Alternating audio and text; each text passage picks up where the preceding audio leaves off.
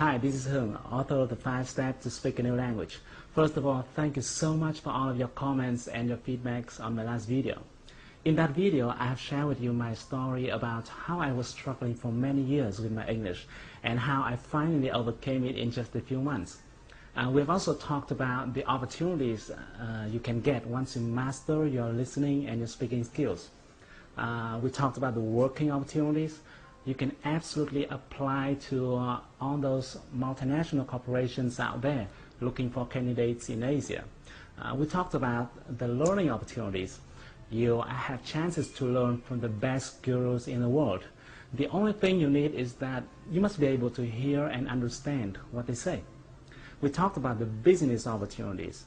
The business world is now flat, and you are free to join the global market. To search for a customer, your suppliers, your partners around the world. And today, by watching this video, you can understand more in details about how you can really master your English in a short period of time. Well, what do I mean by short period of time? I'm not talking about years. I'm talking about months.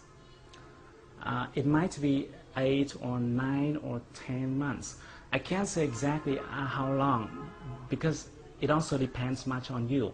But some of my friends and my students were able to do it in 5 or 6 months. You're going to pick up one of the most important factors that determines whether you will quickly achieve your goal or will be struggling for many years with the language you want to learn. Let me start with a question. What do you think is the most important thing when it comes to learning a new language? Let's pause for a few seconds and really think about it. What do you think? Well, there's not a single answer for this question, but when it comes to language, most people must agree with me that vocabulary is at the top of the priority list. Without vocabulary, you definitely can't hear, you can't speak.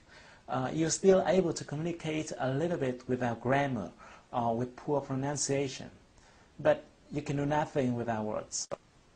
Because essentially, language is formed by words and the way they're put together logically. But have you ever asked yourself how many words you will have to learn? Or how many words are there in English? I know that most people don't make this question because people just start right away without realizing how far they have to go and how long it will take to get to the end of the road. And that is not really good when you have a long journey. You'll be more likely to reach the target if you have a map in your hand, or if you can realize how far you're going to have to go. Now let me tell you, if you take a look at a dictionary, you'll find that an average one may contain 100,000 words.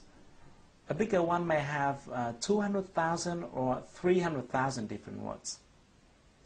And I have another question for you. How many words you can learn and remember each day? Given the fact that you learn them and then you forget them, right? You learn and you forget. So how many words do you think you can learn and remember each day? Now let me assume that you can learn and remember 20 words per day. And this is not a bad number at all. To get 300,000 words, you're going to have to learn continuously in 15,000 days, which equals 41 years. Well, it sounds scary, doesn't it? But just calm down. Don't worry, it won't take you 40 years to learn English if you know this one principle. It is Pareto principle.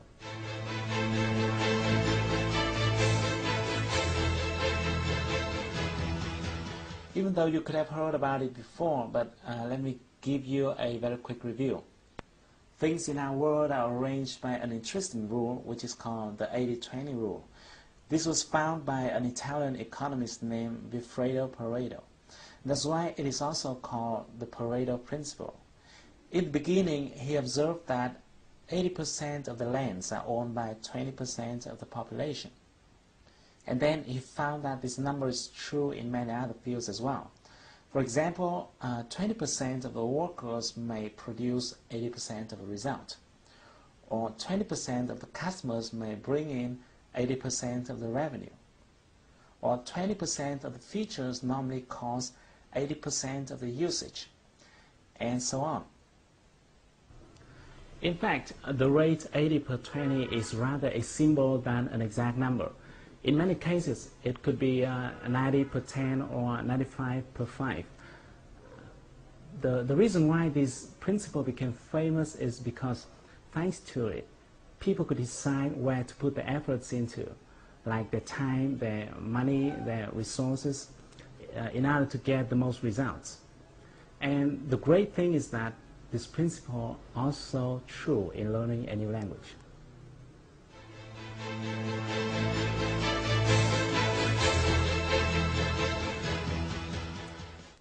Even though the total number of different words in English may come up to more than 300,000 words, only a small portion of that number is used in daily life. As early as the 1930s, George Zip has found what people now call Zipf's law. He researched various languages, including English, and he found that each word has a different frequency of occurrence.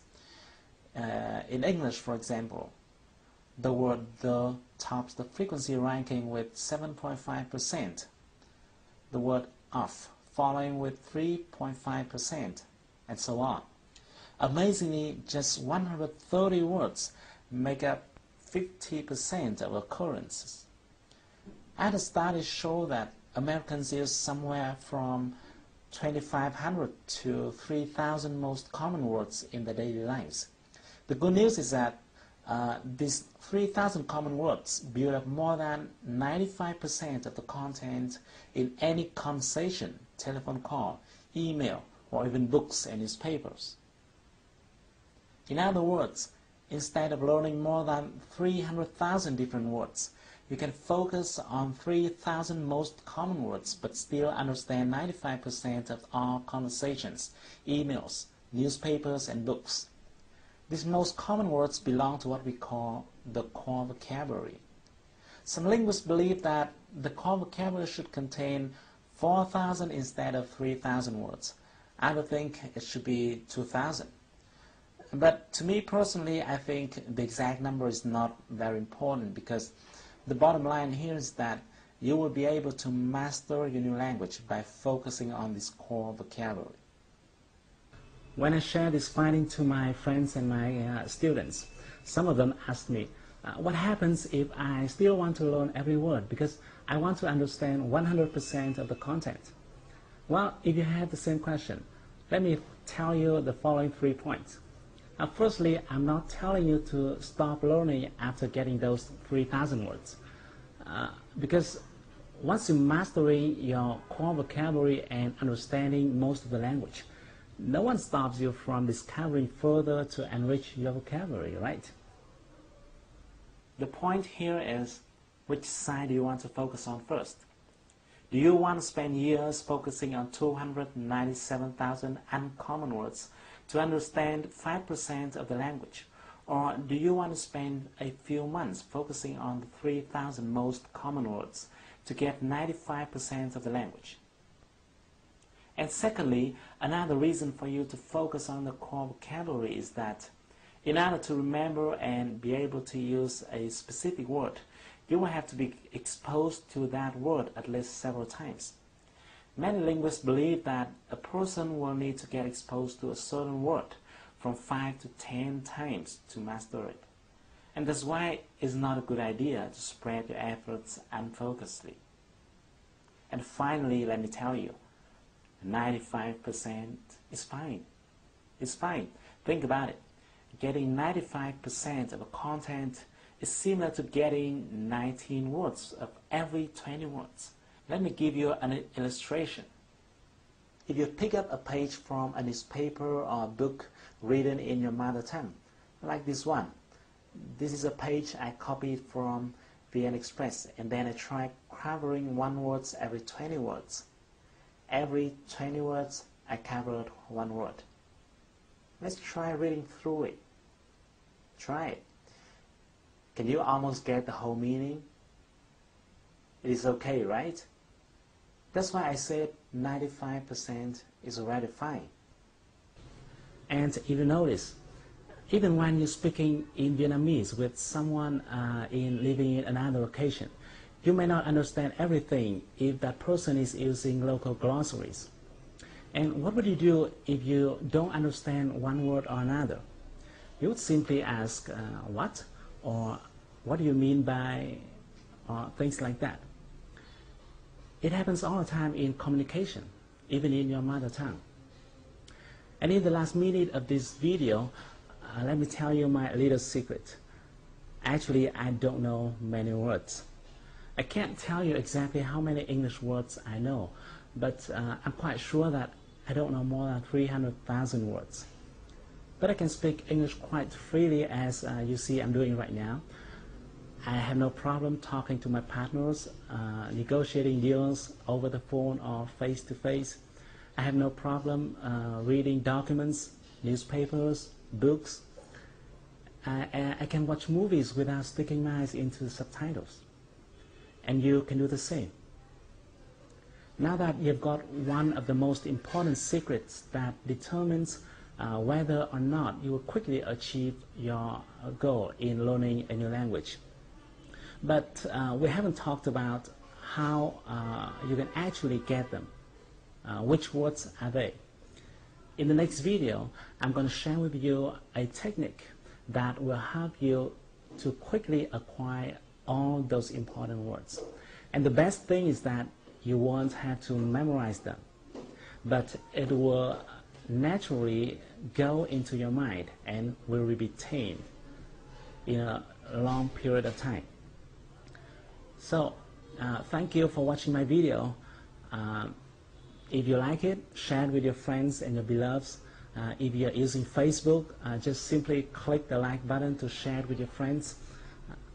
If you have any question, or even if you don't agree with what I'm telling you so far, feel free to give me your comments and your feedbacks. I'd love to hear them. So stay tuned with your inbox. I'm going to send you the next video soon. But until then, take action. Do something. Do something right now to improve your English. Because if you want to shine tomorrow, you've got to sparkle today.